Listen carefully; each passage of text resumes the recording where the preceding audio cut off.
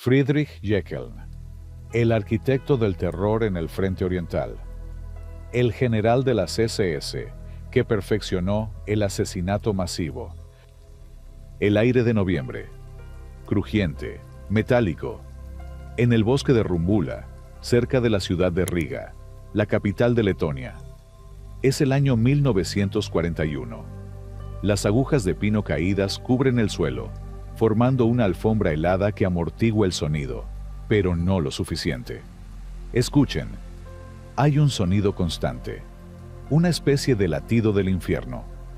No es el viento, es el motor de los camiones diésel, un ronroneo pesado, esperando en la carretera principal a cierta distancia. Y más cerca, un eco. Cientos de pasos sobre la nieve y la tierra, el arrastrar de miles de zapatos, pequeños y grandes, los pasos de los que ya no tienen esperanza. El olor es lo primero que rompe la voluntad. No solo el frío, es el azufre de la pólvora quemada, la humedad del suelo removido y, bajo todo eso, un hedor a sudor, a orina y a la acidez terrible del pánico absoluto. Estamos ante una fosa común, una zanja. El sol de invierno intenta abrirse paso entre los árboles, pero la luz parece no querer tocar este lugar. Y en esta escena dantesca, en el centro de este teatro de la muerte, se mueve un hombre, alto, impecable. La tela negra de su uniforme de las SS absorbe la poca luz que hay. El cuero de sus botas brilla, pulido, lleva guantes. Nadie quiere tocar la suciedad. Este hombre no grita. Su voz es medida, profesional, una máquina de precisión que emite órdenes concisas. Él no tiene que levantar el arma. Él ya ha delegado el asesinato. Es el director de una orquesta macabra. En solo 2 días, este hombre será el responsable directo de la muerte de más de 25.000 personas. 25.000 historias borradas, arrojadas a la tierra helada, una encima de la otra. No fue el único, pero fue el más eficiente. Él perfeccionó lo que se llamó el método Jeckeln. No más disparos desorganizados. No, la gente debía desnudarse, dejar su ropa, la ropa valiosa, luego marchar en filas de a 10, tumbarse sobre los cuerpos ya caídos, y el tiro, un tiro, limpio, a la nuca, para ahorrar munición y tiempo. Eficiencia en la matanza. Este hombre, Friedrich Jeckeln, comandante supremo de la policía y las SS en el Ostland, fue el técnico que convirtió el genocidio en una cadena de montaje. ¿Qué fuerza moldea a un ser humano para que pueda ver a un niño, a una madre, a un anciano, como mero material desechable? ¿Cómo se llega a ese punto de hielo interior? En la historia del mal, su nombre debería resonar como el de un artesano del terror, un hombre que no se escondió detrás de un escritorio, sino que manchó sus manos con el sistema. Estuvo allí, lo vio, lo impuso. A lo largo de 12 capítulos, desenterraremos la vida de Jeckeln, desde su nacimiento en la Alemania imperial, un mundo de disciplina prusiana, hasta su ejecución como criminal de guerra. Exploraremos cómo la frustración personal, la amargura de la derrota y una obediencia fanática lo llevaron a convertirse en el rostro de la brutalidad en el este. Esta es una inmersión en la psicología del ejecutor, en el vacío que se crea cuando la ideología se convierte en la única ley. Es un viaje al centro mismo de la oscuridad humana. Capítulo 1. Infancia y familia. Los cimientos de hormigón. El frío es un concepto esencial en la vida de Friedrich Jeckeln. Nació en una Alemania que era un bloque de hielo y acero. No un frío de carencia, sino un frío de orden. La fecha, 2 de febrero de 1895. El lugar, Hornberg, en el seno de un imperio prusiano que valoraba la jerarquía por encima de todo. Su padre, un funcionario, un hombre de la administración. Imaginen la mesa de la cena en esa casa. Silencio. El peso del deber. No había lugar para la ternura excesiva. El amor, si existía, estaba envuelto en papel de reglamento. El deber es el sol que guía a todo buen alemán. Esa frase, o una muy parecida, debió flotar en el aire de ese hogar. La familia Jekyll era burguesa, estable, respetable. No había dramas de pobreza, pero sí una sed de respeto. El padre, al ser funcionario, conocía el poder de la estructura, la invulnerabilidad del sistema. Le inculcó a su hijo la idea de que la autoridad era sagrada, la regla, inquebrantable. Esta rigidez, este culto al orden, no deja espacio para la empatía. ¿Cómo podía el joven Friedrich ver al mundo? Como un conjunto de engranajes que deben funcionar en perfecta sincronía. Y si una pieza no encaja, si un engranaje se oxida, debe ser reemplazado o desechado. El niño que no aprende a llorar, aprende a obedecer. Casi no existen cartas o diarios personales de su infancia. Su vida temprana es un lienzo en blanco, salvo por las marcas de la sociedad. Esto, en sí mismo, es revelador. Jekyll nunca pareció desarrollar una vida interior compleja, un mundo de dudas o sentimientos. Solo la superficie, el uniforme. Creció en una época de nacionalismo ardiente. Los libros de historia escolar glorificaban la guerra, la expansión, la fuerza de los ejércitos del Kaiser. Le enseñaban que Alemania era superior y que el mundo conspiraba para detener su ascenso. Esto creó un resentimiento implícito, la sensación de ser la mejor nación, pero estar siempre asediada. Un evento crucial, aunque indirecto, es la vida militar. A la edad de 19 años, en 1914, el imperio llama. La Gran Guerra estalla, y para Jekyll no es un cataclismo, es una liberación. De repente, el joven que había estado constreñido por las reglas de la oficina, por las tediosas lecciones, tiene un propósito monumental. El deber se convierte en una licencia para la acción.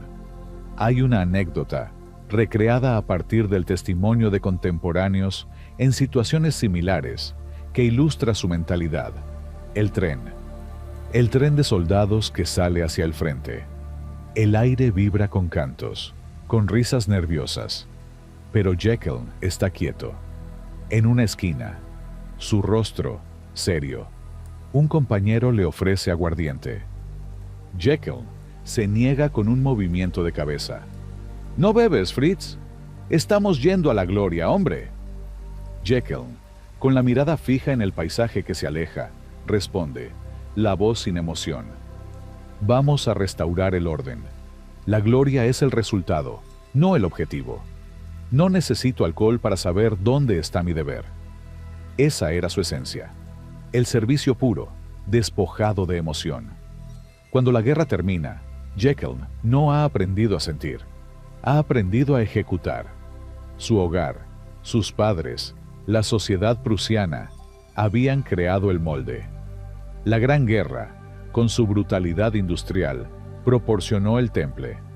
Al regresar a casa, regresó como un hombre vacío de humanidad, pero lleno de la peligrosa convicción de que solo una autoridad fuerte, despiadada, podía salvar a una Alemania que consideraba débil y traicionada. El terreno estaba sembrado. El cemento de la disciplina se había endurecido. Solo faltaba que apareciera el jardinero adecuado, el ideólogo fanático, para plantar la semilla del mal radical en el corazón de Jekyll. Capítulo 2. Juventud y educación. El ingeniero de la derrota. La mente de Jekyll era la de un mecánico. No era un pensador, era un solucionador de problemas. Su formación inicial como ingeniero mecánico es más que un detalle biográfico.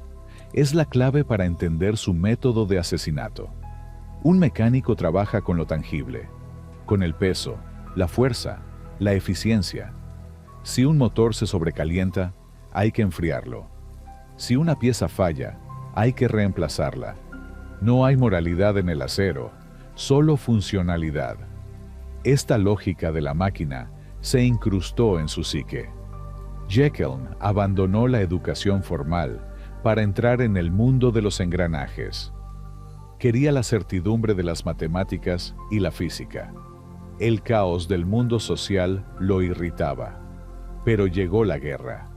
4 años de la Primera Guerra Mundial. Jekyll comenzó como simple artillero, pero su eficiencia lo elevó. Se convirtió en piloto de observación. Un trabajo que requería precisión, frialdad y una visión distante de la carnicería. Desde arriba, a miles de metros, las trincheras, los cuerpos, los cráteres de obuses se reducían a un mapa.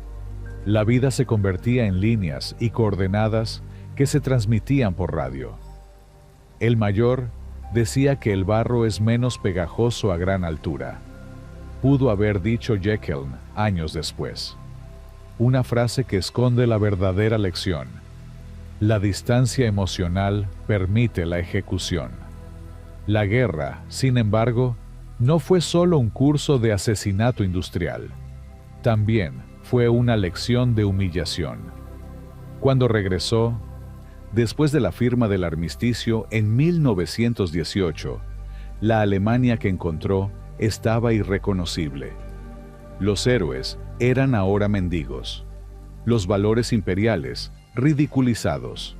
El Tratado de Versalles, con su carga de culpabilidad y reparaciones, hirió a Jekyll en lo más profundo de su orgullo prusiano. Se sintió traicionado por los políticos, por los liberales, por lo que él consideraba la escoria que había permitido la derrota. Intentó reajustarse a la vida civil. Trabajó en propiedades agrícolas en el norte, en la gestión de haciendas. Se casó con su primera esposa, Charlotte, y tuvo descendencia. Una vida que, para cualquier otro, sería normal. Pero para un hombre que había volado sobre el campo de batalla, la paz era un castigo. Era demasiado lenta, demasiado pequeña, demasiado falta de propósito épico. En el silencio de las noches de la granja, el único sonido era el viento entre los árboles. Jekyll, insomne, podía oír el rugido de los cañones de Flandes. El recuerdo era más real que el presente. Un vecino, un antiguo cabo, una noche de cervezas baratas, le preguntó: «Fritz, ¿no extrañas el uniforme, la camaradería?» Jekyll, bebiendo lentamente, respondió: «Extraño el propósito. Ahora somos solo sombras. El país necesita una mano dura. Necesita limpiar lo que está roto. Como un motor que no arranca, hay que desechar las piezas viejas». El concepto de limpiar, de la purificación, de la pieza defectuosa. Ahí estaba el peligro, el fracaso de la República de Weimar, el caos económico de 1923, la hiperinflación que devoró los ahorros de la clase media. Todo esto era la confirmación para Jekyll de que el sistema liberal era un fallo mecánico. Y entonces, en 1929, encontró su respuesta. No fue un despertar ideológico lento, fue un acto de voluntad inmediata. El Partido Nacional Socialista Obrero Alemán y sobre todo la Schutzstaffel o SS le ofrecieron lo que necesitaba. 1. El uniforme, una identidad clara, negra, poderosa. 2. La jerarquía, el orden militar que su alma prusiana anhelaba. 3. El propósito épico, la misión de salvar a Alemania de los enemigos internos y externos. Se unió primero al partido, con el número de miembros 143.678, y casi de inmediato a las SS, con el número 1967. Encontró en la figura de Heinrich Himmler, el Reichsführer SS, no solo un líder, sino un sistema. Un sistema que prometía devolver la eficiencia al caos alemán. Jekyll ya no era un ingeniero mecánico frustrado. Era ahora un ingeniero racial. Su mente, que solo entendía de soluciones técnicas, se había puesto al servicio de la ideología más destructiva. Abandonó la vida civil con la sensación de que, por fin, volvía a casa. Los engranajes giraban de nuevo, y él era una pieza vital. El hombre que, años más tarde, convertiría la lógica de la máquina en una fosa común.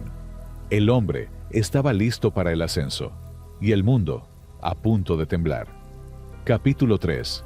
El contexto y primeros pasos. La tormenta que creó al verdugo. El año es 1929. El aire en Alemania no es solo frío, es espeso, cargado de rabia y desesperación. La Gran Depresión, el lunes negro en Nueva York, ha enviado ondas de choque a través del Atlántico, destrozando la frágil economía de la República de Weimar. Fábricas cerradas, hombres desempleados, las calles huelen a carbón quemado, a humedad y al miedo de la gente que no sabe de dónde vendrá la próxima comida.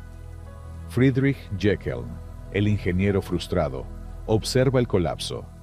Para él, el caos económico y político no es una tragedia social, es una confirmación, una prueba irrefutable de que sus peores temores eran ciertos.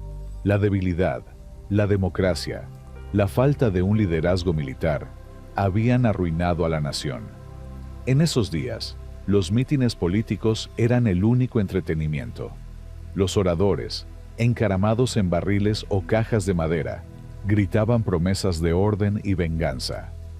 En un rincón de cualquier plaza, bajo la luz cruda de una lámpara de gas, Jekyll escucha. El mensaje del Partido Nacional Socialista es simple, primario, y apela directamente a la vena herida de los excombatientes como él. No perdisteis la guerra, fuisteis traicionados, la culpa es de los otros. Y el partido le ofrecía, además de la retórica, una estructura. Al unirse a la SS en 1929, Jekyll no busca una ideología, busca un uniforme que le devuelva el respeto. La SS, en sus primeros días, es un cuerpo paramilitar pequeño, de élite, y lo más importante, disciplinado. Un refugio del desorden de las calles. Su ascenso es casi inmediato, impulsado por una cualidad que Himmler y la cúpula de las SS valoran por encima de todo: la obediencia ciega y la eficiencia brutal. En 1930, Jekyll ya es un Sturmführer, un líder de asalto. Aquí es donde comienza a forjarse su reputación de implacable. No es un hombre carismático, no seduce a las masas. Él impone el silencio. Hay una historia de la época, una tarde de invierno en Braunschweig, donde Jekyll fue enviado para organizar una sección de las SS que se había vuelto demasiado revoltosa. Los hombres de la sección de Braunschweig eran jóvenes, bebedores, más interesados en pelear con los comunistas que en marchar. Cuando Jekyll llegó, con su porte rígido de exoficial, lo recibieron con burlas disimuladas. Jekyll no perdió el tiempo. No dio discursos inflamados. Al día siguiente, los reunió en el patio nevado. El frío les cortaba la respiración. Ordenó: a correr, con el equipo completo. Corrieron hasta el agotamiento. 2 colapsaron. Los arrastraron. Al día siguiente, hizo lo mismo. Y el siguiente.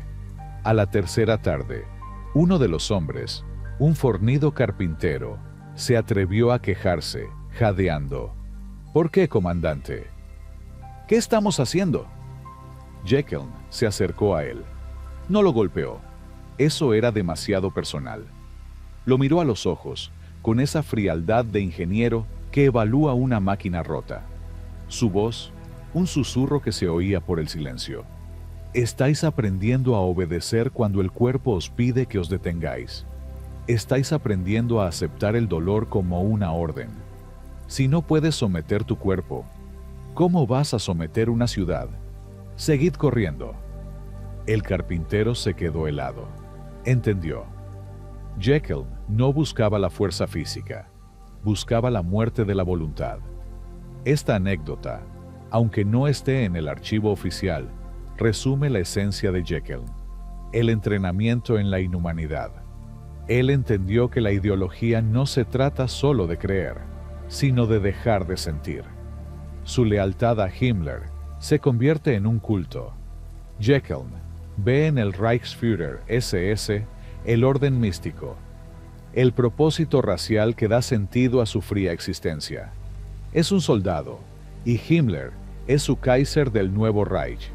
Para 1931, Jekyll ya está ascendiendo rápidamente. El Putsch de Stennes, una revuelta interna en las filas nazis, le da la oportunidad de demostrar su absoluta confiabilidad.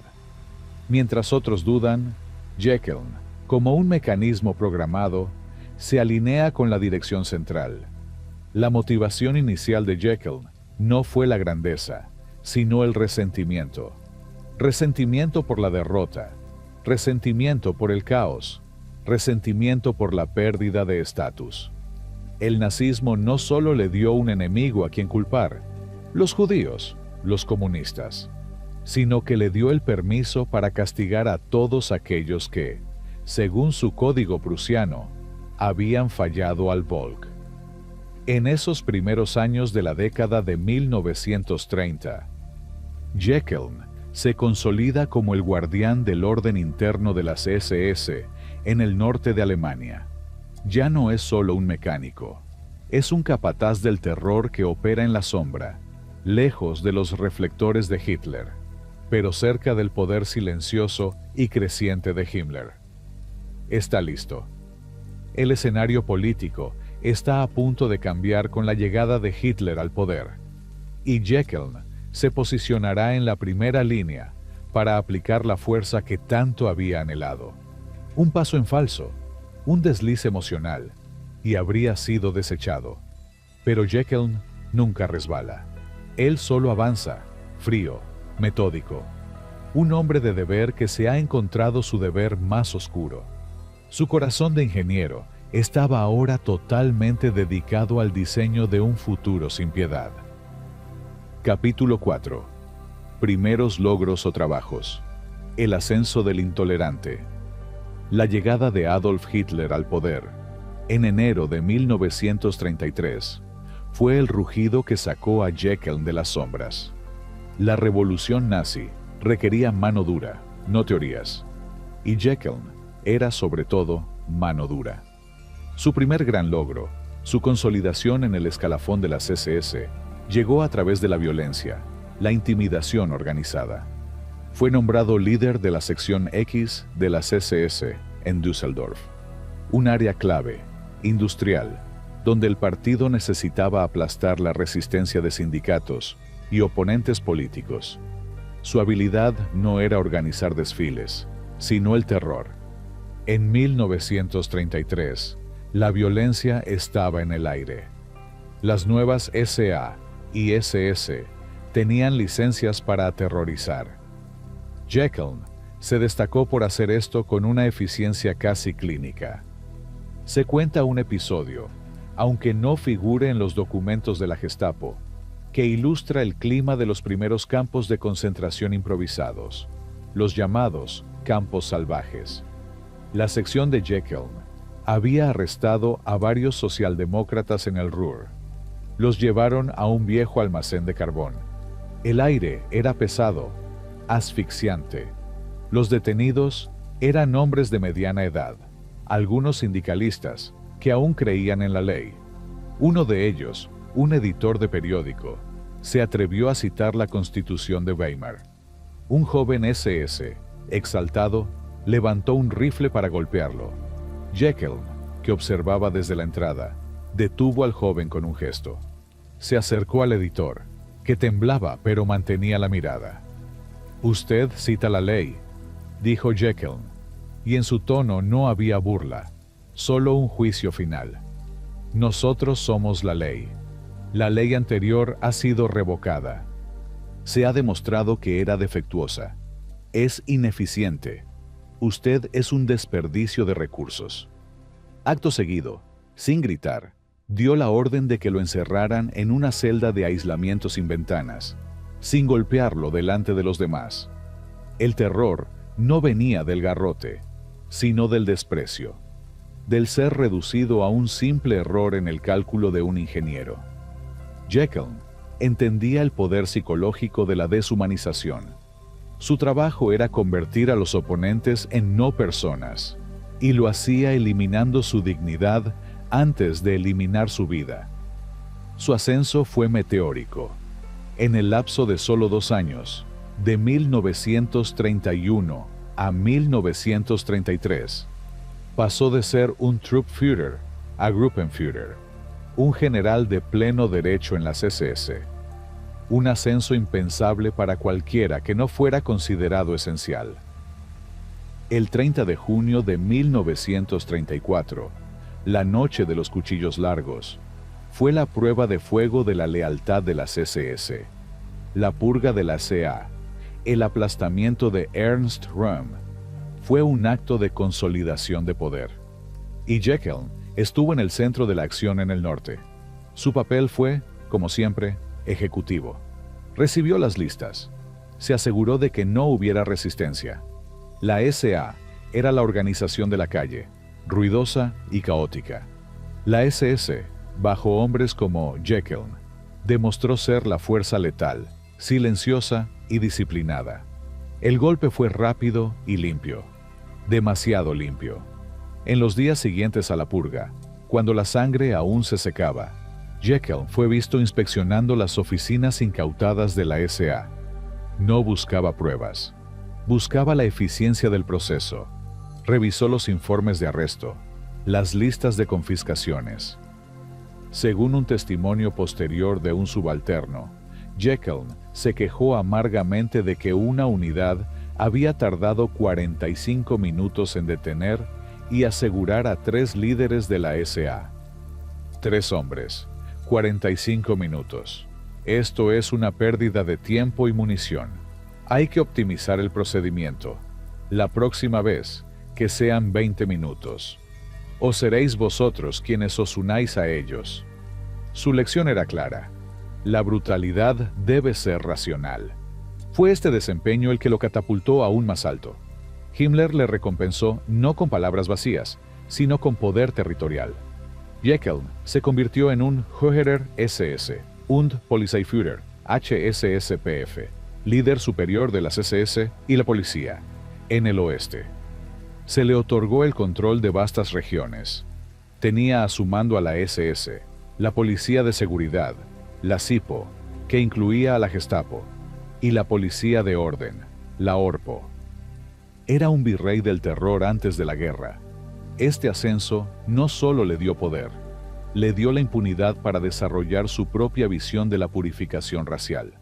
Ahora, él era la ley, el juez y el verdugo en su jurisdicción. El ingeniero Jekyll había encontrado su proyecto definitivo, la reorganización total de la sociedad, eliminando todo lo que él consideraba una imperfección. La ambición y la crueldad habían encontrado su camino, y la guerra, que se cernía en el horizonte, le ofrecería el campo de pruebas más grande y sangriento que jamás pudo imaginar. Capítulo 5. Ascenso y reconocimiento. El arquitecto del sistema. Para el año 1936, Jekyll ya no era solo un matón. Era una pieza clave del sistema de seguridad nazi. Un general de 3 cuerpos, SS, SIPO, ORPO. Su reconocimiento venía directamente de Himmler, quien lo consideraba el prototipo del SS-man perfecto. Leal hasta la médula, despiadado sin vacilación y técnicamente competente. Su sede de poder se trasladó al este, a la región de Dresde, y más tarde a Múnich. Esto lo colocó cerca de los centros de toma de decisiones. Jekyll destacaba en las conferencias de la policía y las SS no por su retórica, sino por su frialdad. Mientras otros generales hablaban de ideología o de la nobleza de la raza, Jekyll Hablaba de logística y cuotas de arrestos. En una reunión de oficiales en 1937, donde se debatía la cuestión de los asociales, mendigos, gitanos, desempleados crónicos. Un oficial más joven planteó una duda sobre la legalidad de las detenciones masivas. Jekyll, que había estado garabateando algo en un papel, probablemente un diagrama o una lista, levantó la cabeza. Su mirada era como el hielo de un glaciar. «Camarada», dijo, con la paciencia forzada de un maestro de escuela, «usted sigue pensando en la ley de la República de Weimar. Nosotros estamos construyendo el Reich de 1000 años. Un edificio tan vasto no puede tener cimientos débiles. Si usted permite que un 10% de la población sea improductiva, esa ineficiencia se propagará. Mi trabajo es asegurar la eficiencia del Volk. Si eso requiere la remoción de las piezas defectuosas, entonces procedemos». ¿Duda usted de la voluntad del Führer? La mención de la voluntad del Führer era el silenciador definitivo. Jekyll era un experto en usar la autoridad máxima para justificar su crueldad innata. Su relación con Himmler era puramente profesional y utilitaria. Jekyll no buscaba la amistad, buscaba la aprobación del sistema. Himmler, a su vez, lo veía como el hombre ideal para las tareas que requerían sangre fría y escasa reflexión moral. No era un pensador, era un martillo. El desafío de Austria, Anschluss. Cuando se produjo la anexión de Austria en 1938, Jekyll fue una de las primeras figuras de las SS en entrar en Viena. Su misión no era montar un espectáculo de masas. Su misión era limpiar. En Viena, Jekyll demostró su método para la confiscación y el terror. Supervisó personalmente el arresto de miles de oponentes políticos y, crucialmente, la incautación de propiedades judías. En una de las grandes mansiones vienesas, una propiedad que había sido de una acaudalada familia judía, Jekyll inspeccionó la biblioteca incautada. Muebles de lujo, obras de arte. Un oficial de las SS estaba fascinado con un reloj de pared antiguo. Jekyll entró, vio el reloj, vio la fascinación del oficial y, sin decir una palabra, tomó un objeto pesado de la mesa y destrozó el mecanismo del reloj. El oficial se quedó en shock. ¿Por qué, Obergruppenführer? Jekyll se limpió las manos con un pañuelo. Porque estos objetos tienen memoria, contienen la historia de sus dueños, y nosotros estamos aquí para borrar esa historia. No podemos dejarles nada, ni siquiera la hora. Esta anécdota, aunque puede ser apócrifa, captura la filosofía del exterminio total de Jekyll. No solo matar a la persona, sino destruir todo rastro de su existencia, de su cultura, de su dignidad. El gran reconocimiento llegó justo antes de la guerra. En 1939, fue ascendido a general der Waffen SS y recibió más responsabilidad territorial. Era un general con mando de policía y tropas armadas. Jekyll había pasado de ser un ingeniero desempleado a ser uno de los hombres más temidos de Alemania. Él encarnaba la tesis nazi de que la brutalidad disciplinada es la forma más alta de virtud. Su éxito radicaba en su inhumana capacidad de delegar la culpa moral y asumir la responsabilidad técnica. En su mente, él no estaba matando, estaba ejecutando una directriz. La guerra estaba a punto de estallar. Y cuando Alemania invadió Polonia en septiembre de 1939, Jekyll, con su ejército de policías y SS, ya estaba preparado para llevar su método de limpieza a un nuevo nivel, a una escala continental. Él sería el arquitecto de las fosas, el hombre que demostró que el mal no siempre grita, a veces solo calcula. Capítulo 6. Contribuciones significativas. El nacimiento de la fosa de Jeckeln. El ascenso de Jeckeln, a diferencia de otros burócratas nazis que trabajaban en despachos, se forjó en el terreno baldío de la ocupación. Sus contribuciones significativas a la maquinaria del Reich no fueron leyes o decretos, sino métodos de asesinato masivo. Él no firmaba órdenes de deportación. Él creaba las condiciones para la muerte en el lugar. La invasión de Polonia en septiembre de 1939 fue su primer gran campo de acción. Jeckeln fue nombrado HSSPF para la región de Danzig, Prusia Occidental, un territorio que necesitaba ser germanizado con urgencia. El concepto de la guerra se transformó inmediatamente de conflicto militar a guerra racial. Su primera tarea, la eliminación de la inteligencia polaca. Jeckeln creía que para doblegar una nación había que decapitarla. Maestros, sacerdotes, médicos, terratenientes, cualquier figura de autoridad o cultura era considerada un foco de resistencia.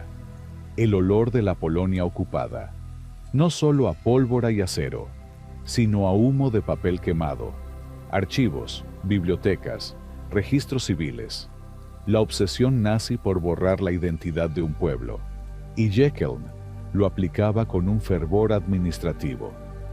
Hay un relato, nunca totalmente confirmado, pero ampliamente circulado entre los oficiales de policía de la zona, que tuvo lugar en la ciudad de Bydgoszcz. Jeckeln llegó para supervisar personalmente las primeras ejecuciones en masa.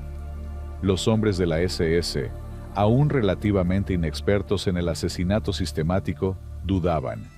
Eran policías, no verdugos. Jeckeln observó un grupo de 15 profesores universitarios, atados.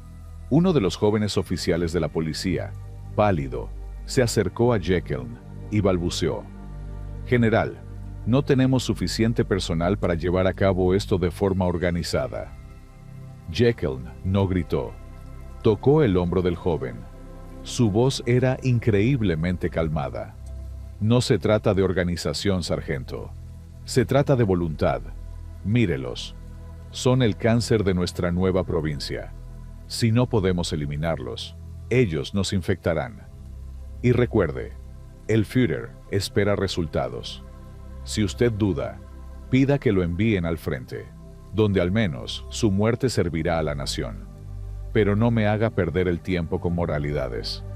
Acto seguido, Jeckeln tomó una pistola, una Luger, de un oficial cercano, se acercó al grupo y disparó a 3 de los profesores él mismo. Con calma, metódicamente, como si estuviera probando una herramienta nueva. Devolvió la pistola. «Ahora, sargento, ¿tiene un problema con el método? ¿O con la velocidad?» El joven oficial, petrificado, solo pudo asentir y ordenar a sus hombres que continuaran. Esta anécdota, que resuena con la brutalidad documentada de Jeckeln, define su contribución: romper la barrera psicológica en sus propios hombres. Él era el modelo del verdugo desapasionado. Demostraba que el asesinato podía ser una tarea cotidiana, sin arrepentimiento, sin emoción. En 1940 fue trasladado a Bélgica y Francia, donde su trabajo se centró en la creación de una red de policía de seguridad eficiente. Pero el verdadero escenario para su genio logístico del mal llegó con la Operación Barbarroja, la invasión de la Unión Soviética, en junio de 1941. Jeckeln fue nombrado HSSPF para el sur de Rusia, el Grupo de Ejército Sur. El campo de exterminio más grande del mundo se abría ante él. Su tarea era triple: asegurar la retaguardia, eliminar a los comisarios políticos y al NKVD, y llevar a cabo la liquidación total de los judíos. En Ucrania, fue el comandante de las Einsatzgruppen, grupos operacionales de la policía. Estas unidades móviles de matanza ya estaban formadas, pero Jekyll las perfeccionó. Su logro más infame fue el desarrollo de la fosa de Jekyll, o Sardinenpackung, paquete de sardinas. Antes de Jekyll, los fusilamientos masivos eran caóticos, lentos, y dejaban a los verdugos psicológicamente destrozados. Las víctimas caían dispersas en la zanja. Jekyll, el ingeniero, lo vio como un problema de rendimiento y espacio. Su método: 1. Desnudo. Total. Las víctimas debían desnudarse, entregando hasta sus anillos. 2. Organización en capas. Eran obligadas a tumbarse, cara abajo, en la base de la fosa. 3. El tiro eficiente. Un Einsatzkommando disparaba un tiro a la nuca. 4. Optimización. La siguiente capa de víctimas era obligada a tumbarse encima de los cuerpos aún sangrantes de la capa anterior. Este sistema permitía apilar a miles de cuerpos en el menor espacio posible, maximizando la capacidad de las fosas y minimizando el tiempo de ejecución. El aire en Kamianets-Podilsky, en agosto de 1941, olía a tierra recién removida y sangre dulce. 23.000 judíos fueron asesinados aquí en pocos días. El primer gran acto de genocidio sistemático. Los oficiales de la Wehrmacht, los soldados del ejército regular, que a veces tropezaban con estas escenas, describían el horror no solo por los cuerpos, sino por la metodología. Era la muerte convertida en un proceso industrial. Cuando mirabas la fosa, parecía una pirámide invertida de carne, capa sobre capa. No era un asesinato emocional, era una construcción, relató un soldado alemán a su regreso. Jekyll había superado la brutalidad primaria. Había alcanzado la cima de la crueldad tecnológica. Su contribución a la solución final no fue la idea, sino la infraestructura operativa que hizo posible asesinar a millones de personas con la velocidad y el volumen requeridos por la ideología nazi. Él fue el maestro de obras del Holocausto por fusilamiento, y su método se extendió por toda la retaguardia del Este. Capítulo 7. El rol específico durante un periodo clave. El verdugo del Ostland. El periodo crucial para Friedrich Jekyll es el de 1941 a 1943, el momento álgido de la Operación Barbarroja. Fue su época de mayor poder y su época de mayor crueldad, cuando fue transferido como HSSPF para la región del Ostland, Báltico y Bielorrusia. El Ostland era, para Himmler y Jekyll, el espacio vital que debía ser purificado de forma absoluta. Jekyll se instaló en Riga, Letonia. Su primer objetivo fue la aniquilación total de la población judía en la región de Letonia y Lituania, un proceso conocido como la Acción Dünamunde. El evento culminante de su carrera de terror se desarrolló en el bosque de Rumbula, en las afueras de Riga, a finales de noviembre y principios de diciembre de 1941. El frío era tan intenso que el suelo se congelaba rápidamente, complicando el trabajo de las fosas. Jekyll vio esto como un desafío logístico a superar. En 2 días, el 30 de noviembre y el 8 de diciembre, Jekyll supervisó la ejecución de aproximadamente 25.000 judíos del gueto de Riga, incluyendo mujeres, niños y ancianos. Utilizó la milicia letona local, la Reichskommando, y sus propias fuerzas de la SS para llevar a cabo el trabajo. La escena en Rumbula fue el pico de su método. La precisión era obsesiva. Testimonios que sobrevivieron a la guerra describen a Jekyll no dirigiendo con mapas, sino en la boca de la fosa, con las botas manchadas de barro y restos humanos, dando instrucciones a los tiradores. Una de las historias más aterradoras se refiere a la mañana del 30 de noviembre.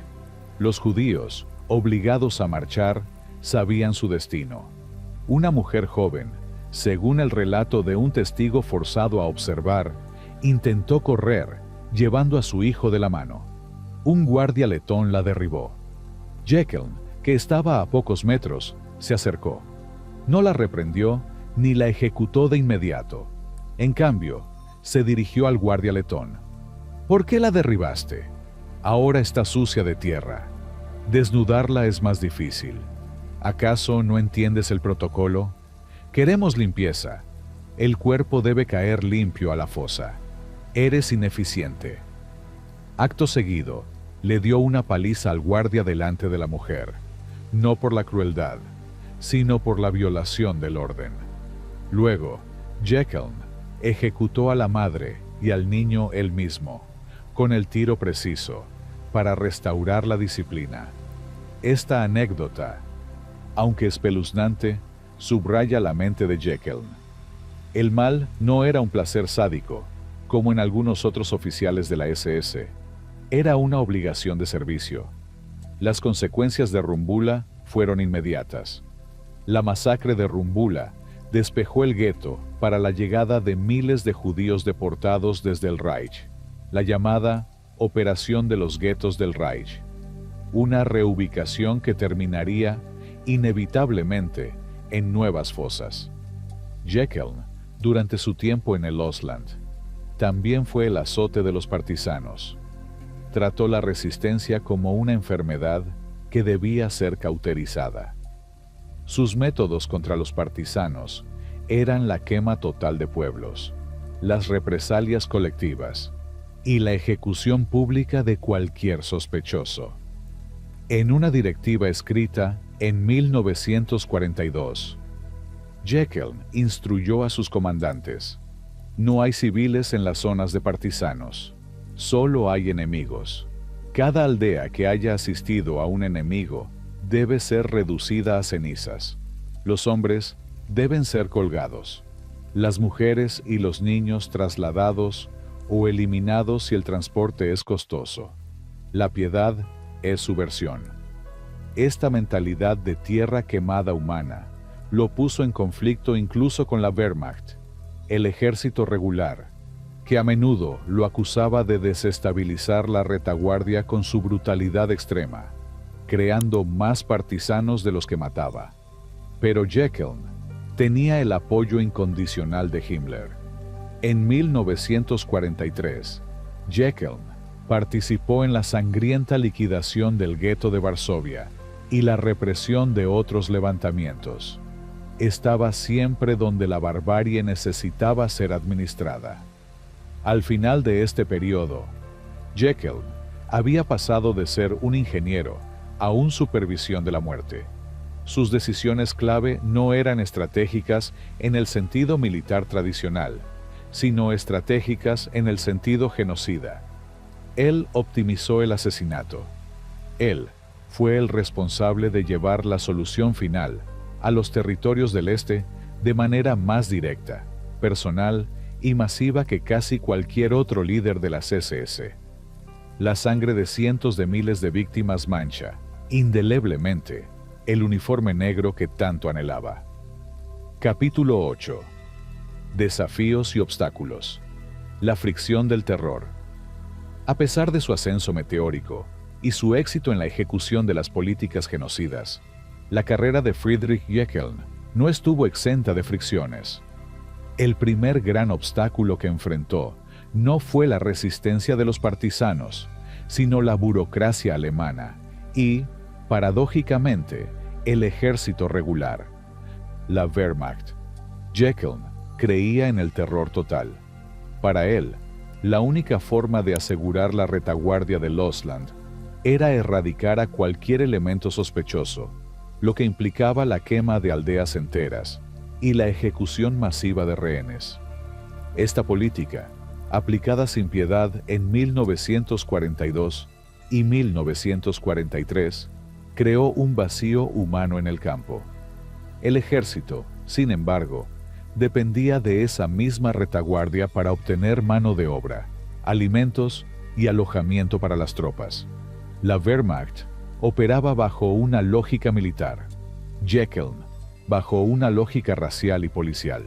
Sus objetivos chocaban violentamente. El aire en las sedes de mando en el Báltico era a menudo tenso, más cargado de pólvora política que de la guerra real.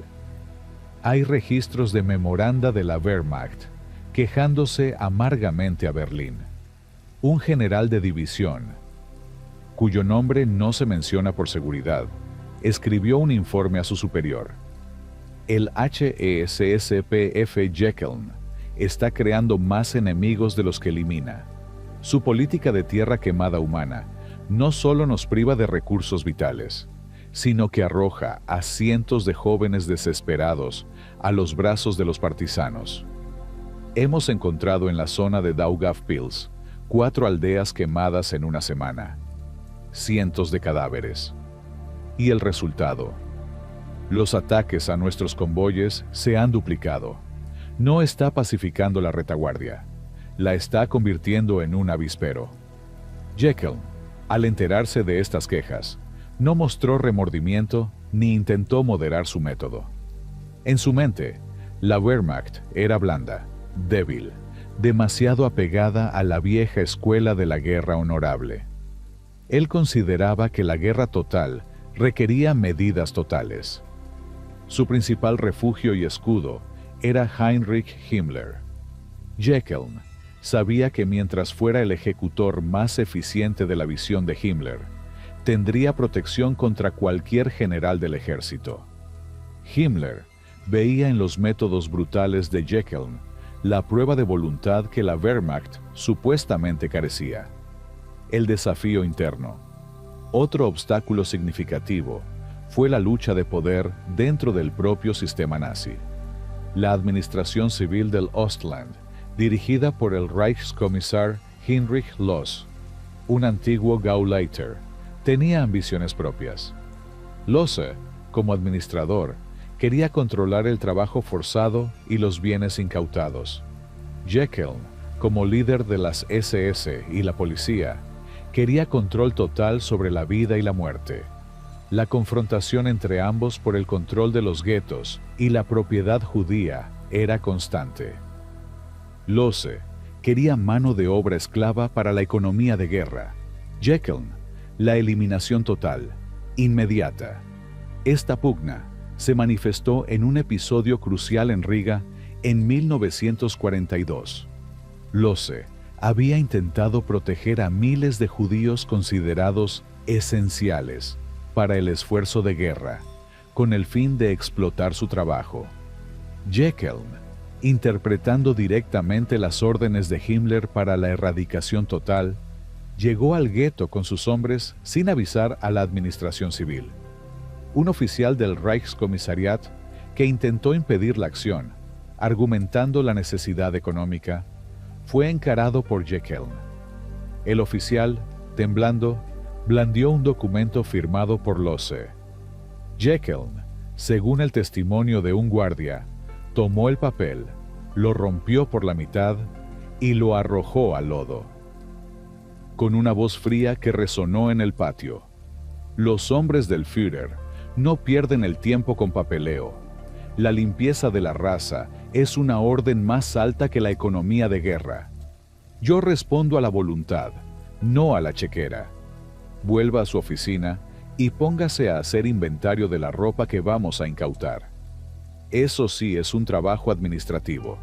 El mío es el de un cirujano. Y no acepto interrupciones. Jeckeln siguió adelante, liquidando a gran parte de esa mano de obra supuestamente esencial. Su victoria en esta disputa confirmó una terrible verdad. Dentro del Tercer Reich, la ideología, la pureza racial, siempre se impondría sobre la racionalidad, la economía de guerra. Jeckeln no solo superó estos desafíos, los aplastó.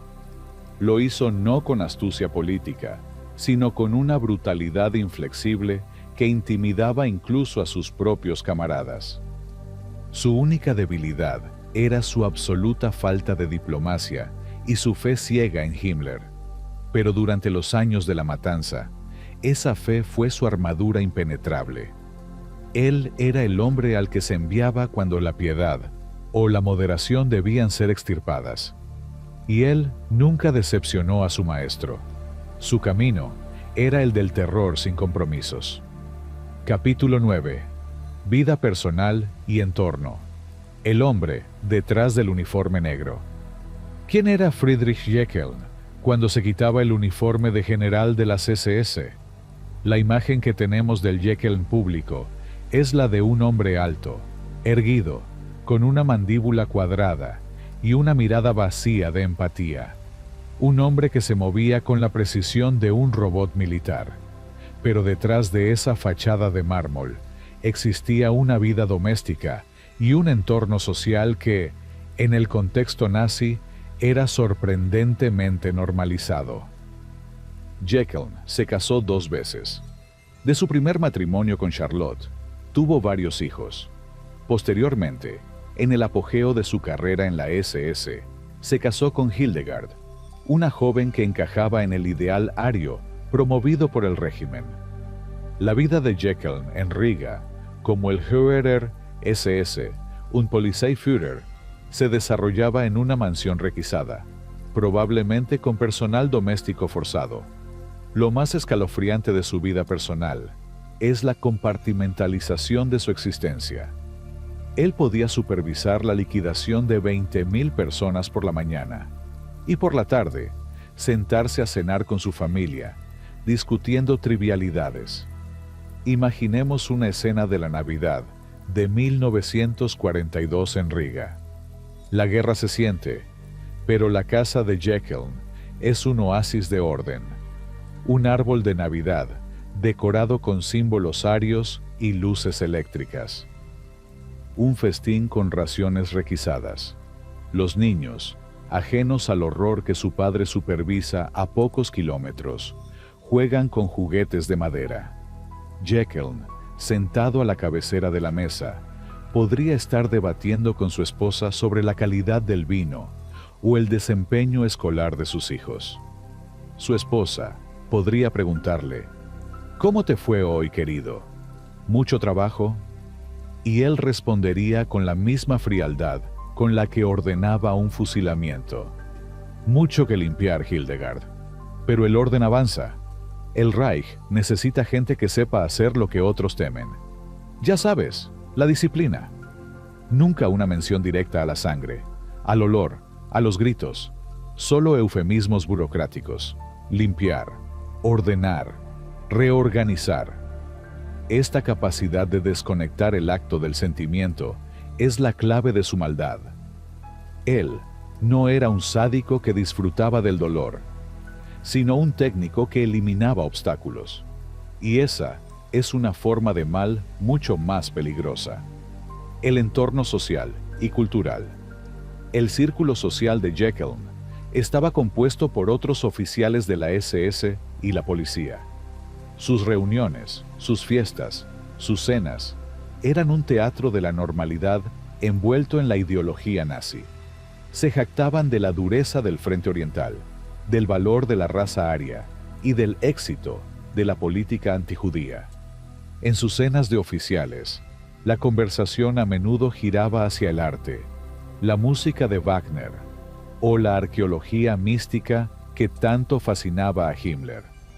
Un oficial podría estar relatando la liquidación de un gueto y minutos después discutir la superioridad de la música clásica alemana sobre el jazz degenerado.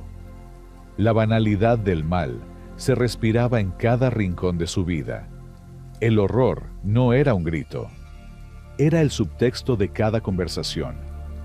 Jekyll también era un devoto del culto pseudo-religioso de la SS.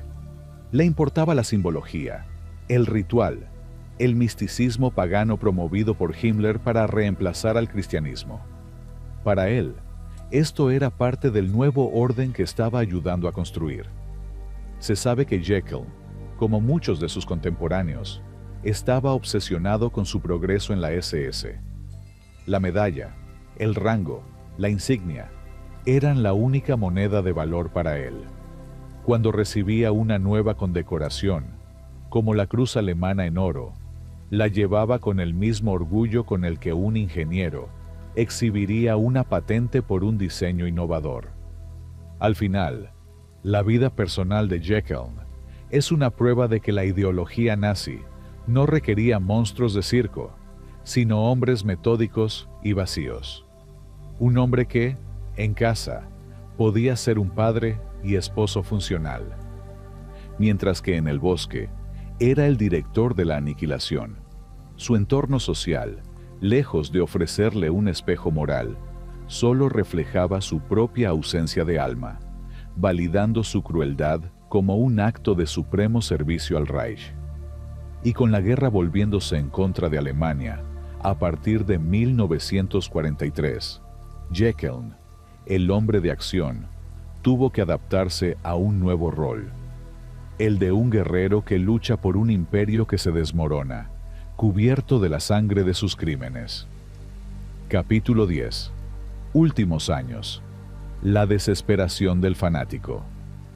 A partir de 1943, el panorama para Friedrich Jekyll se transforma radicalmente. El ingeniero del exterminio debe convertirse, de nuevo, en un soldado en el frente. La marea se había revertido. El Ostland, el vasto cementerio que él había ayudado a crear, se estaba perdiendo ante la imparable ofensiva soviética. Jekyll se vio forzado a abandonar su sede de poder en Riga. Su trabajo de limpieza se interrumpió, reemplazado por la desesperada tarea de contener el colapso. El aire ya no huele solo a pólvora quemada, huele a derrota, a invierno perpetuo. Fue transferido a Croacia y luego de vuelta al Frente Oriental, al Grupo de Ejército Sur. Su papel ahora era de mando de combate, dirigiendo unidades de la Waffen-SS y la policía contra el avance soviético. Para Jekyll, este cambio fue una prueba brutal. El hombre que se había distinguido por la eficiencia del asesinato en la retaguardia, ahora enfrentaba la ineficiencia de la guerra en el frente. Los suministros fallaban, los hombres estaban exhaustos, la moral se hundía. Pero el fanatismo de Jekyll, alimentado por años de obediencia ciega, se endureció aún más. Él se negó a aceptar la realidad. Para él, la retirada era una traición al Führer y al destino del Reich. Se cuenta que, durante la retirada a través de Hungría, en 1944, Jekyll, ya ascendido a Obergruppenführer en las Waffen-SS, se encontró con una unidad de jóvenes soldados aterrorizados que intentaban rendirse a los soviéticos. Jekyll, enfurecido por el quiebre de la disciplina, se plantó ante ellos, su uniforme de combate sucio, pero su postura inquebrantable. ¿A dónde creen que van, cobardes? Su voz era rasposa, pero llena de convicción. Un joven soldado, apenas un adolescente, lloró. General, los rusos están por todas partes. Queremos sobrevivir. La guerra está perdida. Jekyll sacó su pistola. No disparó al soldado. Disparó al suelo nevado a los pies del muchacho. La guerra se pierde solo en la cabeza, muchacho. La voluntad del Führer no ha flaqueado. ¿Crees que puedes huir de tu deber? Tienes el honor de morir por el Reich, y lo vas a tomar. O te garantizo que la muerte que recibirás de mí será mucho, mucho menos honorable que la que te darán los bolcheviques. Vuelvan al frente. La furia fanática de Jekyll, su total desprecio por la vida, incluso la de sus propios hombres, era más aterradora que cualquier bombardeo. Los soldados, paralizados, regresaron a sus posiciones. Jekyll pasó los últimos años de la guerra en un estado de negación frenética. Él personalmente dirigió las operaciones de tierra quemada mientras el ejército se retiraba, destruyendo infraestructura, puentes y, sobre todo, pruebas de los crímenes cometidos por sus unidades de policía. Era una carrera contra el tiempo, borrar su rastro antes de que el enemigo lo alcanzara. Su salud comenzó a resentirse bajo el estrés. Se sabe que padecía de fuertes dolores de cabeza y una tensión nerviosa constante, la única fisura en su armadura de hielo. El hombre que había evitado el coste emocional del asesinato masivo, ahora pagaba el precio en una forma puramente física. Nunca fue la culpa o el arrepentimiento. Era la frustración ante la incapacidad de la máquina nazi para ser invencible. Los eventos al final de 1944 y principios de 1945 lo encontraron en el caos total. Combatió en el asedio de Budapest, una batalla sin esperanza. Fue herido, pero se negó a abandonar el mando. Su último puesto fue el de comandante de un cuerpo del ejército de las Waffen SS cerca de Halbe, en los estertores de la batalla de Berlín. Un comandante rodeado, luchando sin suministros ni esperanza. El 20 de abril de 1945, el cumpleaños de Hitler, Jekyll aún enviaba mensajes de lealtad absoluta. Pero pocos días después, en medio del colapso total, el 28 de abril, el fanático tuvo que rendirse a la realidad. En un bosque cercano a Halbe, Jekyll, sucio, exhausto, pero todavía vestido con los restos de su uniforme de general, fue rodeado por tropas soviéticas. El técnico de la muerte, el hombre que creía en el sistema, fue despojado de su pistola, su insignia y finalmente de su propósito. El arquitecto del terror estaba ahora, irónicamente, a merced de la justicia de aquellos a quienes había intentado erradicar. El sistema había fallado, y ahora venía el ajuste de cuentas. Capítulo 11. Muerte y reacciones. El juicio en la plaza pública. La rendición de Friedrich Jekyll marcó el inicio del último y más humillante capítulo de su vida. No fue capturado por los aliados occidentales, que a menudo trataban a los oficiales de alto rango con cierta formalidad. Fue capturado por el Ejército Rojo. Para los soviéticos, Jekyll no era solo un prisionero de guerra. Era el símbolo viviente de la brutalidad de la ocupación en el este. Él era el responsable directo de algunas de las mayores atrocidades en Ucrania y el Báltico, incluyendo Rumbula y Babi Yar, aunque en este último supervisó parte de la organización logística. Fue internado y, a finales de 1945, fue trasladado a Riga, Letonia, la misma ciudad donde había ejercido como el virrey del exterminio. Su juicio no se llevaría a cabo en la calma de un tribunal internacional, sino en el teatro público de sus crímenes. El juicio de Jekyll y otros 6 generales de alto rango de la Wehrmacht y la SS comenzó en enero de 1946. El escenario era el Tribunal Militar del Distrito Báltico, pero la audiencia era la plaza pública. Los soviéticos abrieron las puertas. Querían que la gente que había sufrido el terror de Jekyll lo viera, y que él viera a la gente que había intentado exterminar. El contraste era brutal. Jekyll, aunque más delgado, se mantuvo rígido y arrogante durante gran parte del proceso. Cuando fue confrontado con el testimonio de los sobrevivientes, de los pocos que escaparon de las fosas de Rúmbula, o de los partisanos cuyos pueblos había incendiado, su rostro apenas mostraba emoción. Uno de los testigos, un anciano judío que había sobrevivido escondido en el gueto, subió al estrado. Describió el olor a sangre en la carretera a Rúmbula. Describió el sonido de los camiones cargados de víctimas.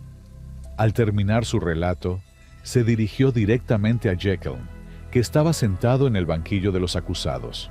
Su voz, aunque temblaba, era de acero. «General, usted nos quitó todo.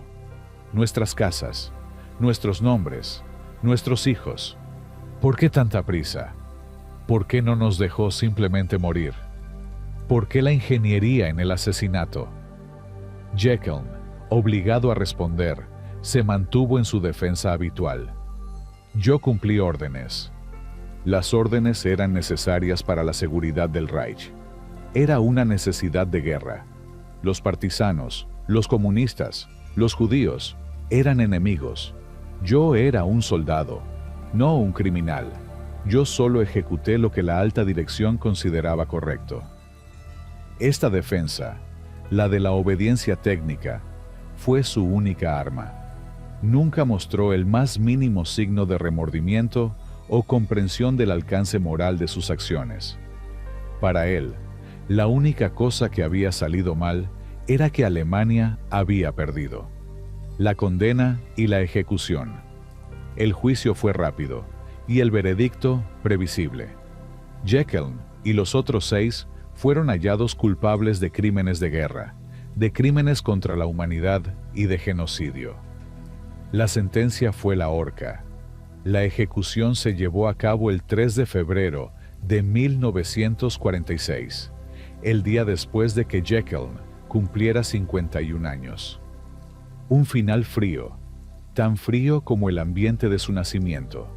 Y aquí, los soviéticos hicieron su último acto de justicia pública. La ejecución no fue privada, sino en la Plaza de la Victoria de Riga. Una multitud de miles de personas, la gente que había vivido bajo su terror, se reunió para presenciar el fin del hombre que había sido el terror. El aire estaba helado. La multitud guardaba un silencio tenso. Jekyll fue el último de los 7 generales en ser ejecutado. Su actitud, según los pocos informes disponibles, fue la de la resignación silenciosa. No hubo plegarias, ni gritos de guerra. Solo la fría aceptación de que su sistema había sido superado. Reacciones. En su momento, la noticia de la ejecución de Jekyll fue recibida con alivio y una sensación de justicia en los territorios del este. Para la población letona y bielorrusa, su muerte era el cierre de un capítulo de horror indescriptible. Para los aliados occidentales y los historiadores, su muerte sirvió como un recordatorio sombrío de que el Holocausto no fue solo un fenómeno de cámaras de gas en Polonia, sino también de fosamientos masivos supervisados personalmente por generales como Jekyll. Él se fue sin dejar legado de arrepentimiento, solo un inmenso rastro de sangre. El ingeniero de la muerte había llegado al final de su línea. Su sistema se había derrumbado, y él, la pieza más eficiente y terrible, había sido desechada. Capítulo 12. El legado y la importancia histórica. La sombra en la arena. La vida de Friedrich Jekyll terminó en el nudo de una soga en la Plaza de la Victoria. Pero su impacto, su huella en la historia, no se borró con la llegada de la primavera de 1946. ¿Por qué es importante recordar a Jekyll? Porque su historia desmantela el mito del monstruo sádico de opereta, revelando la verdadera cara del mal nazi, el mal burocrático, eficiente y desapasionado. Jekyll no era un ideólogo brillante como Goebbels, no era un visionario místico como Himmler. Él era la fuerza ejecutiva, el hombre que demostró que el genocidio podía ser escalable.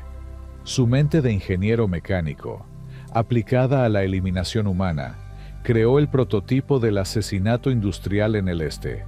El legado de Jekyll se mide en el número de cuerpos apilados bajo la tierra helada del Ostland. Su método, la fosa de Jekyll, se convirtió en una técnica de referencia para los Einsatzgruppen. Él probó que se podía asesinar a cientos de miles de personas in situ, sin necesidad de los complejos y costosos campos de exterminio. Esta es la lección más sombría que nos deja su figura. La crueldad no siempre necesita el placer. A menudo, solo necesita la organización. La memoria del silencio. Durante mucho tiempo, Los crímenes de Jekyll quedaron eclipsados por el holocausto de los campos de exterminio, como Auschwitz o Treblinka. Esto se debió a una razón práctica y terrible. No quedaron testigos suficientes en las fosas. Jekyll era demasiado eficiente. Él operaba en territorios que luego fueron devastados por la guerra. Solo en las últimas décadas, gracias a la apertura de los archivos soviéticos y la investigación forense, se ha podido dimensionar la escala real de sus crímenes en Letonia, Lituania y Ucrania. El bosque de Rúmbula, el campo de exterminio de Salaspils, el cementerio judío de Kamianets-Podilsky. Todos llevan la sombra de su nombre. Recordar a Jekyll es, por tanto, un acto de justicia histórica para las víctimas del llamado Holocausto por bala o Holocausto olvidado. Es devolver la identidad a aquellos que fueron reducidos a capas de tierra y cuerpos sin nombre. La naturaleza del poder. Jekyll también representa el peligro de la obediencia radical. Su vida es un espejo de lo que sucede cuando un individuo renuncia por completo a su conciencia en favor de la jerarquía. ¿Qué se siente al ser Jekyll? Quizás nada. El vacío. Su ambición no era de riquezas, sino de autoridad sin límites. El poder de decidir quién vivía y quién moría, sin enfrentar consecuencias, sin sentir remordimiento. Ese fue el verdadero opio de su existencia. Él no se veía como un asesino, sino como la mano inevitable del destino dictado por el Führer. Y en su caída final, cuando el sistema colapsó, Jekyll no encontró la redención. No hubo confesión ni súplica por el alma. Solo la frustración de que la máquina que él había servido con tanta lealtad se hubiera roto. Reflexión final. La historia de Friedrich Jekyll, el ingeniero de la muerte, nos obliga a mirar la naturaleza del mal, no solo en sus manifestaciones más explosivas, sino en sus formas más administrativas. El terror no es solo el rostro del fanático gritando, es también el rostro frío y calculador del burócrata en un uniforme limpio. La memoria de Jekyll es el precio que pagamos por la indiferencia, por permitir que la humanidad sea reducida a una cifra en un informe. Mientras existan sistemas que pidan a los hombres que dejen de sentir y solo obedezcan, la sombra del Obergruppenführer Jekyll seguirá planeando sobre la historia. Su vida es un recordatorio implacable de que la línea entre el ciudadano disciplinado y el verdugo masivo es, a veces, solo la firma de un nuevo reglamento. No debemos recordarlo para glorificarlo, sino para entender la fragilidad de la civilización y la facilidad con la que la ambición y la lealtad ciega pueden convertir la vida en una simple tarea de limpieza. Que el recuerdo de las miles de víctimas de las fosas de Jekyll nos sirva de eterna advertencia. Hemos recorrido la vida de Friedrich Jekyll, desde su nacimiento en el frío de la Prusia imperial hasta su ejecución en el invierno de la posguerra. Hemos visto cómo la disciplina se convierte en fanatismo y la frustración en crueldad organizada. La historia de la humanidad está llena de capítulos oscuros, y el Ostland, bajo la bota de hombres como él, es uno de los más profundos. Si esta inmersión en la historia del mal y sus ejecutores te ha parecido importante, reflexiva y necesaria, te pedimos que nos lo demuestres. Dinos desde dónde nos ves y qué hora es allí en este momento, en el rincón del mundo donde te encuentras. Queremos saber qué otros pasajes históricos, qué otras figuras complejas o qué otros misterios del pasado te gustaría que exploráramos con esta profundidad narrativa. Tu participación es vital para que este canal siga trayendo historias que no solo entretienen, sino que también nos obligan a recordar. Suscríbete si aún no lo has hecho. Dale me gusta al video. Activa la campana de notificaciones para no perderte nuestro próximo viaje al pasado. Y por supuesto, deja tu comentario con tus reflexiones sobre esta historia. Gracias por acompañarnos hasta el final de este viaje al corazón de la oscuridad. Hasta la próxima.